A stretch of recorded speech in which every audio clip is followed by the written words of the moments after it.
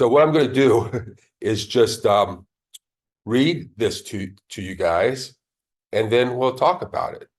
Sound good? All right. So he calls this plate theory. I call it dating non-exclusively, just so that people can understand, have an idea of what it's about. Plate theory is the idea of splitting plates, and he'll talk about it, but it's basically dating non-exclusively. So he starts off, and then it divides it into 5 sections, and the first section we're covering is abundance and scarcity. But just something to think about, okay, Daniel? Well, I disagree with most things you're saying. So I just agree on a couple of things. One, because I'm a professor of strategy, so I know by analogy to the business world and the competition between rivals, right, in the economy, in the business, in the corporate world, that what you are talking about fundamentally is what is called the bargaining power, the relationship between two parties and the need that one party has of the other. And the one which has the least need is the most powerful. It's exactly what you said. So it works. It is true to a certain extent, and I agree with you Hi, on the honey. fact that you were saying that weak people, weak men, are not appreciated by women. This is absolutely true, right? But you have a vision of a relationship which is not mine. You cannot have a relationship only based on economics concept of like power. But what about love? What about attachment?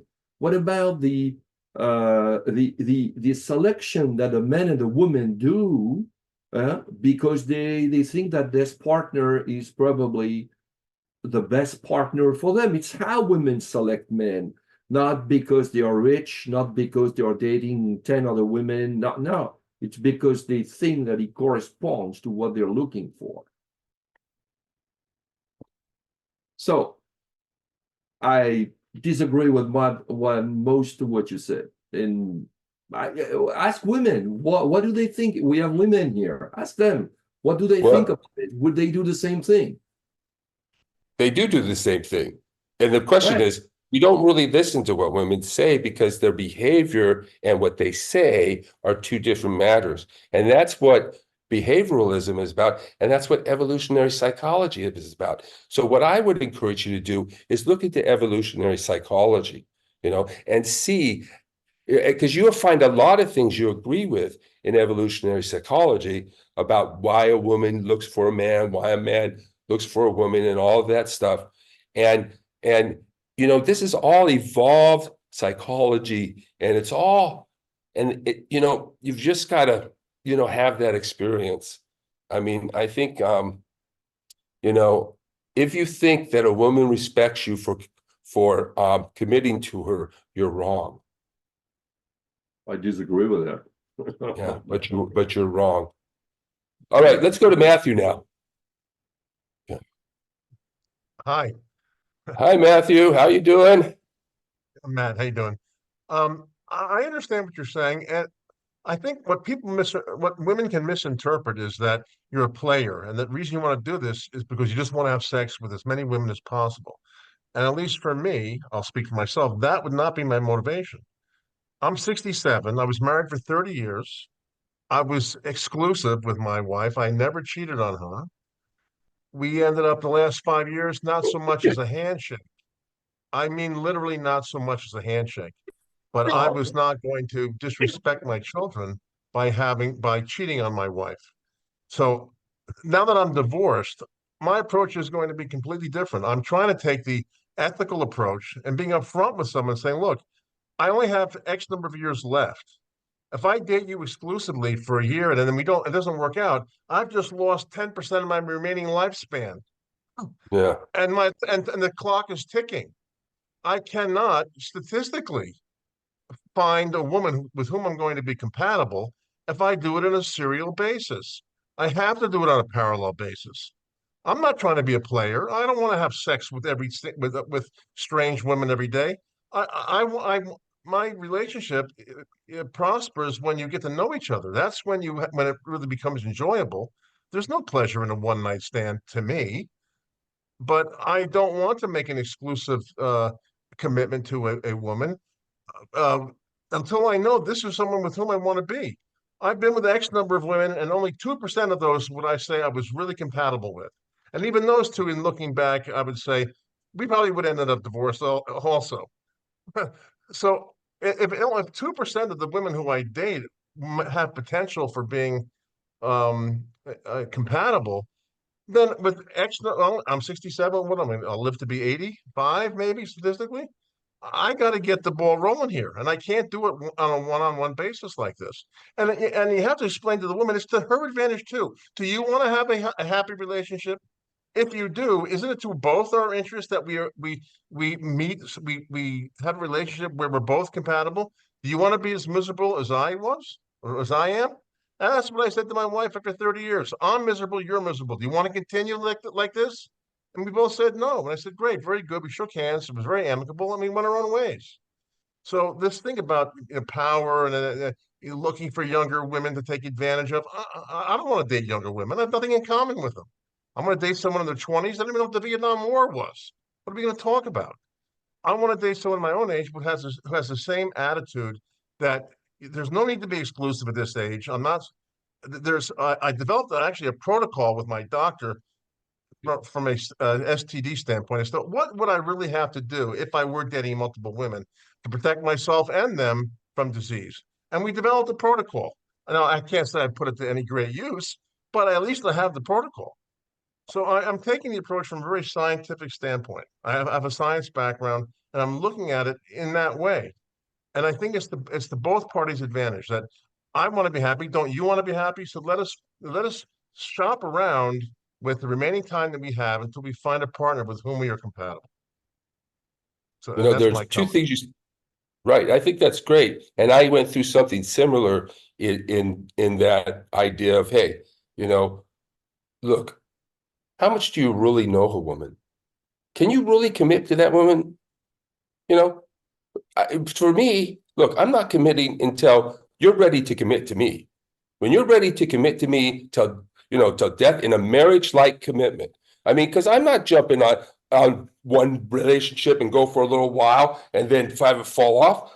I want to know if I'm going to get married or if I'm going to have a relationship with a woman, that woman actually thinks that actually will be good for me and that we'll get along and that we know each other. To jump into a committed relationship, in the first month, the first year, even maybe after the first year, you hardly even know each other. You're just jumping into a relationship to have sex. And then another thing that you said, having sex with younger Sometimes I women, wish this I is could not just cut it off. Sometimes I just wish I could cut it off, and then I won't have to deal with this nonsense. It right. would just be. It's just not Yeah, that yeah, important. yeah. Well, you don't Hopefully, want to cut it off. I don't recommend that. Okay, you don't want to definitely not do that. But one little trick is to say I'm never getting married, and if I did, I believe in generational wealth. When I die, I am leaving 100% of my assets to my children in an irrevocable trust. Do you still want to get married? Usually, they hang up the phone. yeah. Oh, interesting. Very interesting. But calling men players. Don't be surprised how viciously women will attack this. Okay. We're not players per se, but you have to be a player. You have to play. They're playing a game. They got big time game. They're testing you, like I have a woman here, and I know that she's not responding to my text right away because she wants to see if I'm going to double text. They're testing us all the time. Don't commit to a woman too early. Make sure that woman is right. She's made no commitment to you. There's no commitment there. Oh, I'm just going to have sex with you. That's not a commitment. That's just let's have sex for the time being. Let's just have sex with each other, and then we try out this relationship, and the one guy at a time that kills us, and then the other thing was players, right? Man, they'll attack you. Yeah, you're a player. You're just a player. I mean, on and on and on, and I had this woman, another friend of mine, was telling me that, and I was saying, I brought up this example of this guy who made that sort of thing. He wanted to pursue one, and he didn't feel having a relationship with another was appropriate. The result, he lost both. And I did that too. I made that mistake once. Don't ever make that mistake. Just because you're interested in one woman doesn't mean you should give up all your options to pursue one. Because why not? Because the woman you say, hey, I'm pursuing another woman, stay there, I'll come back to you. She's not taking you back. After you've made her number two, she's not taking you back. As long as you're upfront about it, you're honest. I mean, I believe in ethics. I would never Yeah, tell a woman that I'm being exclusive and then not do so. right, I am 100% in favor of, and I would right. do ethically say, listen, I'm not going to be exclusive with you, and I don't expect it of you being exclusive with me until we both agree that is to our mutual benefit. That you are what I really want, and anyone else who I've been with is not giving me what I want. So now I'm willing to commit, but that takes time. And then you can't. There's no shortcuts. It takes time to determine whether that person is going to be what you want long term. Had I done that 30 years ago, maybe I wouldn't have gotten divorced. I didn't want to get divorced at 60 years old. I'm Great living in a divorce, one yeah, bedroom apartment like I did in college. You think this is what I wanted at 67? But yeah. if I had been a little bit wiser back then, I might Mhm. have may not be in this situation. Yeah, I had this old guy, 72, tell me, this idea that women want to go off, they want to be there together till the end and so forth is bullshit. That was the promise they made to their ex-husband, Yeah. So women will jump off and take off if they get bored, or if they don't expect to get anything more from you, or if they're just finished with you, So this is I kind would of like to hear harsh. from. There is apparently one woman here. I don't know if it's real. It Well, could be. she's already told me I'm an ass in the chat, so I'm not gonna Okay. pull her up, But I understand the feeling that she has, because hey, women want to be the ones in control of the relationship, and they want men to conform to their constructs, to their format. And It may be but unfair to say all women. I mean, to be no, no, fair, yeah, I not shouldn't say all all women are women. this way, and there are men who look to take advantage, who are doing it Right. just for sexual gratification. So there's Hmm. unfairness on both sides, but But I can only speak they for say myself. that, don't say all, they say that, don't say all. And I agree with that. But at the same time, I think we might get into this problem of, oh, there's this good woman and this bad woman. And because there are a lot of bad women, it's just up to us to choose the right woman. In other words, what about those other women? Are they right to do that? Are they right? Is it they correct to do whatever they do? It's, and let me see if I can get back to this. In other words, well, I lost that thought. I'm sorry. But the main Okay, point here is that I think you mentioned ethical non-monogamy, right? right. That's And what this refers to. yeah, so and my thought about that is, look, they're trying to redefine monogamy on us. There's a lot of change going on right now. Okay, now women make just as much money as men. Now they have a measure, and they probably do have equality with men. They're going to be making more money than men because men are dropping out. Men are bailing. They're not going to college or anything like that. And part of the reason has to do with what's going on in the sexual marketplace and in dating. In fact, that's a big reason why men are dropping out, because they don't see any prospects for a future with a woman. If they don't have any prospects for a future with a woman, what are they living for?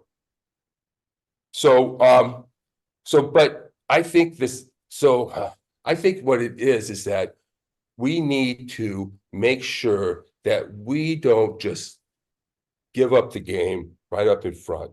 We need to get game, first of all, and we need to be able to play, and we need to be able to understand women's dark hypergamous nature and understand what's going on in their minds, and not just accept what they tell us, and not just sort of accept these social constructs. And when you talk about, they're trying to make monogamy into this, dating. They're trying to equate non-monogamy with dating non-exclusively, is what they're trying to do. Like dating is just dating. You always date non-exclusively. I mean, you don't just date one. I mean, if you go out with, if you're asking one girl out, she may say yes, she may say no. You ask another girl out, she may say yes, she may say no. When you ask her and she says yes, you take her out, right? You know, and maybe she'll go on a second date, maybe you won't, but you'll have to ask another woman now, you know, to get to the second date. So you're continually asking women out just to get dates, period, just to get a date, number one. And then if you're lucky, you can get 2 dates, right? So that's what you're doing. You're going out and asking women out. That is exactly non-exclusivity, you know, because you haven't found that person. You may date that person once, you know, but you might have a date with another person the next week. That's dating. That's not non-monogamy. That's just dating. That's what being single is. You know, it's not non-monogamy. Okay. Monogamy is lifelong partnerships. It's not only sex one and one. That's not monogamy. Monogamy is lifelong partnership. So if yeah, so this is yeah, I so guess they're you can not ask the woman if she's not a virgin, say, "Are you a virgin?" If you or if you're not a right. virgin, then I guess you don't believe in monogamy. Well, but the point is that you make that commitment, right? You make that commitment to be with each other at some point. Obviously, we're dating, we're trying to find, you know, the right person. We're not necessarily monogamous, but the point is that's dating. Is it really non-monogamy and that some people are monogamous and other people are non-monogamous? No, there are people who are dating and there are people who are going to study. That's what it is. It's not, you know. Yeah. So, I'd like to hear some other people's input, though. I don't want to hog the conversation here. well, yeah, well, sometimes hogging the conversation is keeping the conversation going. So, but yeah, if would somebody else like to speak up? Raise your hand. It doesn't matter whether it's females or welcome. I know people don't like hearing this, but hey, some people don't like hearing this. But hey, all we're doing is dating. That's it. We're just dating. And if we choose to have sex with the person we're dating, so can you. And you do. And even if you don't, you reserve the right to. So how is that any different from me dating another woman who I may or may not have sex with, but I certainly reserve the right to? You know, it's my life. If I date a woman, I want to have sex with her, I'm going to. If a woman wants to date a guy and she wants to have sex with him, she's going to do that. You know, and nobody should come in and say, no, you shouldn't have sex with a man. You know, although women would try and do that a lot. But you know, so I it think sort they of should strike confuses one of the me. 10 Commandments. Since everyone violates one of the What's 10 that? Commandments, let's just get rid of, thou shalt not commit adultery. Why don't we just strike that, make it the 9 Commandments? Because 50% of Right. people are cheating anyway. Right. Right. But yeah, that's true. But okay, there's Clinton. Yeah. Yeah, Well, I wasn't okay. going to say to that. I was going to Yeah, say something. I forgot. interesting Let me conversation. pull you in here. Okay, good. Yeah, interesting conversation. I got a question, but my first comment is adultery is only between when somebody is married, and the other person can be married or not married, and the only person who is committing adultery is the person who's married. The person who's not married is not committing adultery. And if neither person is married, neither of them is committing adultery. So that's a little freeing. Very interesting conversation. I'm getting both points. But like my question is, at what point, what point in a relationship, how far, at what point in a relationship does it evolve? Seems to me it has to evolve from what you're talking about, Richard, to what you're talking about, or what's been talked about by Daniel. In other words, you do.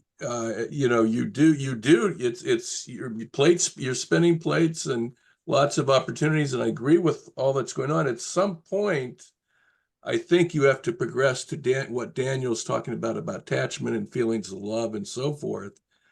Or you're just going to be spinning plates all, for the rest of your life. And so I'm just curious how that all works. And how you know that, Well, estimated timeframes, or what you think about that concept. well, I think that before you make an exclusive commitment to a woman, you should date her for 1 to 2 years.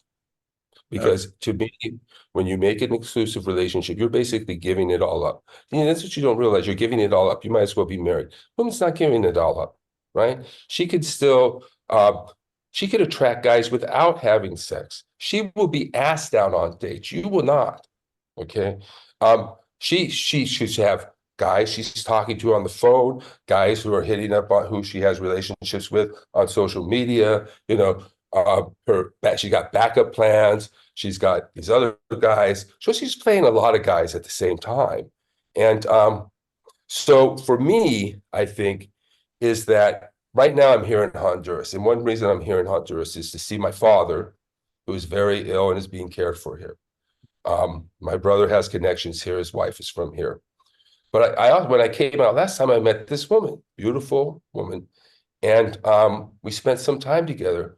So, we spent like 3 days together, but it would have been inappropriate and silly for me to expect that we would be exclusive after spending 3 days together. It would be foolish of me to think that. And so she knew I was going to continue dating, and I knew she was going to continue dating. That's one thing we fear, that if women, we think we can lock them up. But remember, she's not yours. It's only your turn. We can't lock these women in. So, so I'm here, but she's in Honduras. So what will I need to do to have, if I want to have a relationship with her, is to get married, right? If I wanted to move her back into the United States with me, I would have to get married, right? So that's on the table. And so, but do I want to jump into it right away? Absolutely not. Because, you don't just get married. Marriage is a commitment. You got to know the woman. You should probably, live with the woman for a while, I would think, before you get married, to find out whether you're compatible and you're going to enjoy each other, So, and being so far away prolongs this, we only see each other every few months, but we communicate somewhat regularly. But there's an advantage to it, because actually, one, you don't put your foot in your mouth too much when you have to communicate. You can, and distance makes the heart grow fonder. Relationships can go through pretty quickly here, but this one takes a little longer. So, which is both beneficial and a setback. So I'm obviously thinking about that. I've got 2 other women who each have their certain problems, but I'm sure one I think would be great, but there's an issue, and then the other I don't think would be great. But what the heck? And so my idea is, don't commit to a woman until you've dated her for at least a year, to determine whether or not you actually want to be in a committed relationship with this woman, and whether she actually wants to be in a committed relationship with you, and actually whether you're compatible and whether you'll make it or not. And so I'm not saying marriage is off the table, although it's very risky. You better get a prenup, and a lot of them fail. But what I heard watching this lawyer say, if it works, whatever you get is so great, you should do it. If you're successful, it's like a lottery ticket with a big prize. Chances aren't very good it's going to succeed, but if it does, the prize is so great, you should do it.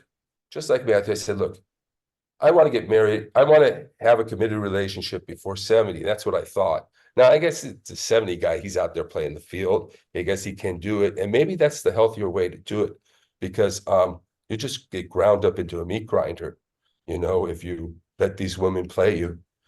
And so so I'm not going to just commit to one woman and then, like Matthew said, go down a number of years and then find out that it's not going to work out, and then do what is called serial monogamy. Now, is serial monogamy really better than non-monogamy or non-exclusive dating? I don't think so. Okay? I don't think serial monogamy is any better. I think it's worse. It's definitely worse for men, because we just get thrown out and then we have to start all over again. date multiple women and start to see what's out there, because there's a lot of crap out there. And if you don't date multiple women, you're not going to realize, hey, that one's real crappy. You know, you're going to get into a relationship and then down the line go, hey, this is a narcissist. Why am I with a narcissist? Or this one's really treating me like shit. Or this one's looking at other guys. You know, why am I committed to that? You know, no, you don't have to do that. And believe me, when you're dating non-exclusive, they'll chase you. They'll call you. And make sure you find women who want to have sex with you. Don't go without that, because you don't want that other person holding. Well, why do you want a woman holding sex over your head? You know, I got the power. I can control. I'm the one who, you only access to sex right here, buddy. You know? You know? And every woman might say, oh, you want to have sex? Why should you go to a prostitute? Oh, I get so angry. You know, give me your name. I'll give it to them so you can get your referral fee. You know, so you know, why would they ever tell a man to do that? It's so silly. And so, yeah, so I think, yes, as far as a committed relationship, it's possible for me. It's possible. This beautiful woman here in Honduras, if she's a good woman, and let me not say a good woman, because there's no good women or bad women. This is the problem with this idea of, oh, not all women, because it's that not all women that excuses most women or many women. It's not an excuse. Not all women is not an excuse. It's as if we have to pick between the good women and the bad women. And that's the feminine sort of mystique or feminine construct that has been foisted upon us. And yeah, so it's I think it's better to make sure that you know who you're getting in and see what's going on, because you got to find someone, you got to be able to compare, you know, these women to others. You got to be able to know, because I mean, there's a lot of trash out. There's a lot of garbage. There's a lot of manipulation, there's a lot of lying, gaslighting. I mean, you know, you can, like you said, 2%, right? 2% of the women you might want to date, right? Only 2%. You know, so don't jump into a relationship, you know, too early.